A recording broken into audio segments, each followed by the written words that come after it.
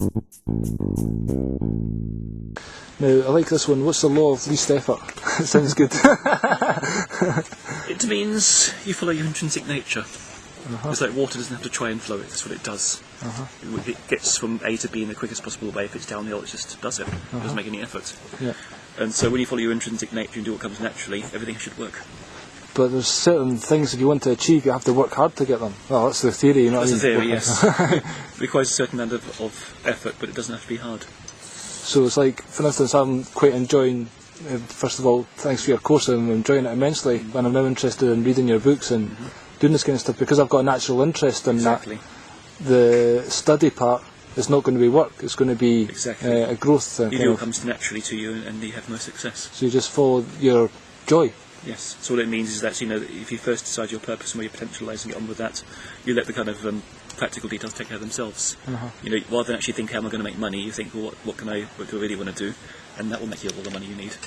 But again, in this world, people have got mortgages and stuff like this. How do we get from this point to the point where they're free to be able to go and do this, and how do they know it's, well, obviously you manifest the money at the end of it, but there's a bit of a jump, you know? They have to recognise where they're at and how they got there.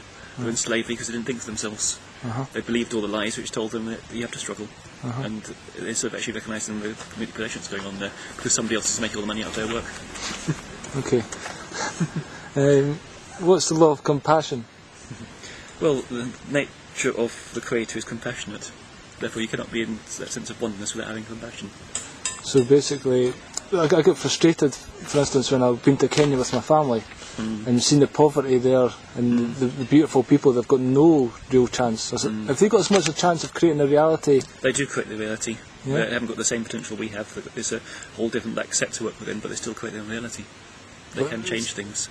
Yeah, so it just takes a great amount of will. And But again, it's about looking at their individual kind of choices and why they're there and what they want to create. They might not want to be in an individualistic life with loads of money and jobs and things. You know. They might want a simple kind of tribal life, but they should have enough to eat. If they remember the magic, they can grow everything as they want it. Right, okay. But quite often that magic's been taken away when the people came and trampled all over them. So what I was saying is, when I was in Kenya and then come back here and the same family have seen that kind of thing, then I don't know, they say this is bad in their life, you know. When we've got so much more in the West, it seems.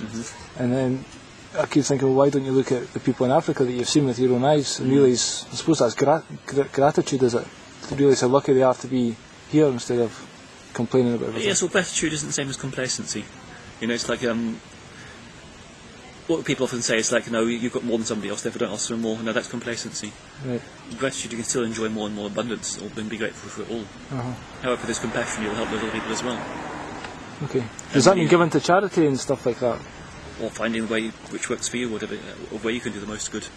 Charity isn't always the way, because it's another company making loads of money and not giving much to actual people who need it. Yeah.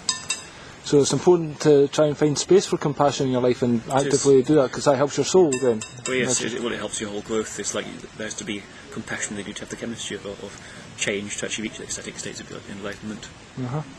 Well, last night there was a girl, she was telling us some stuff about her life and she started crying, and just to offer an arm round her was really good. I mean, she felt consoled, but I felt really good for giving her the... Yeah, you know, of course, because you're exercising compassion, you're doing some good.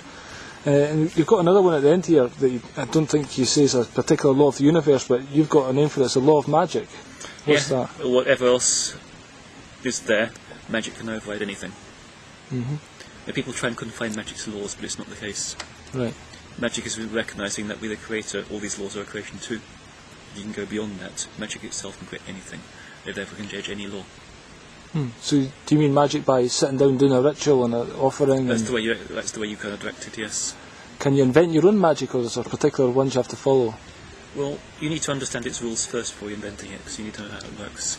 Right. But in the end, beyond the actual rituals, there's that point of simple choice, where you know, when you're in that space of oneness, that you have absolute power to change your destiny, and then choice is enough to do anything. Okay. And you can know then that choice is beyond all the other laws. It will override everything else and make changes that you want. It doesn't matter what's happening, the magic can change anything. It'll override all the other limitations, all the other laws that are there. So it's a bit like poetry. You have to learn the structure before you can break it. Yep, then you become free. Same with anything, with writing, you might learn straight letters at first, then you become really free and it's more fluid. So the next law of the universe is the preconceptual. Yeah. What's that? Well, that's not a law, that's the space in a way. A plane of existence, sorry, I meant yes. plane of existence. We call it preconceptual because you can't conceive anything there yet. It's before anything's conceived. Okay, so that's even... So the void is potential. How does that differ from... Even potential is something that you can define. Right. It's conceived. And then the last one's just the law of... plane of existence is the oneness. Yeah. And that's just the source. So you're back to oneness, pure awareness, and there's nothing else. And that's where we're all going, do you think? We've all split from that, we're all going back to that. We come away from it for a reason. It's like when you're just one, there's nothing to do. That pure awareness then creates a universe so we can explore it. It's all a game. So we don't just sort of forget all this and go back into oneness. The idea is that we keep that oneness while existing as individuals. Okay, so that's what I mean by eternity. We're here to play forever and ever. It's never going to end. You create anything you want and keep enjoying it. Are we supposed to have finite lives, because Bill Hicks done a joke where he says childbirth isn't natural. We're supposed to be like in a garden naming animals. And like a Garden of Eden, you mean? Yeah, well, that was his... We stepped out of that for a reason. What's your explanation of the creation myth? Do you know that Adam and Eve story? Yeah. Do you have... I said we stepped out of that garden for a reason. We wanted to grow up. Okay. We don't want to be in our parents' swing, being safe. We want to actually go and explore for ourselves and learn and grow. Gain responsibility. So that's why we took the apples, like knowledge, and then it became responsibility with the knowledge. And you have to leave your garden where you're under your parents' swing and you actually go out and find out how to create your own life. Some people say that, this 2012 thing that's coming up, it's like humanity leaving the mother's womb kind of thing. It can be many things, and this is where it's important to actually gain responsibility so you know the choices you're going to make. You have to decide where the world is going to go for yourself at that point. Right. Because you're creating it. And if you simply buy into other people's patterns, help them create it, you're still responsible for that. So getting in touch with the magical realms and the nature of the laws of the universe can help us in that form our destiny then. Yes. You talk about myths in the article as well. You talk about the myth of entropy. How does that affect us? Well, I call it the myth of entropy because scientifically I call it entropy, which is simply this idea that everything is heading towards disorder, that you leave things themselves to become more and more disorderly. Like the universe is expanding. Yeah, but it also means getting more disorderly. Anything will decay back into chaos. Is this where we get the idea of Armageddon? It's the same thing. Religion's still saying the same thing. In the end, it's all going to be destroyed. So there's not much hope, is there? Right. In the end, everything's going to be destroyed. Well, this is only one action that's in the universe. Evolution is different because consciousness organises things.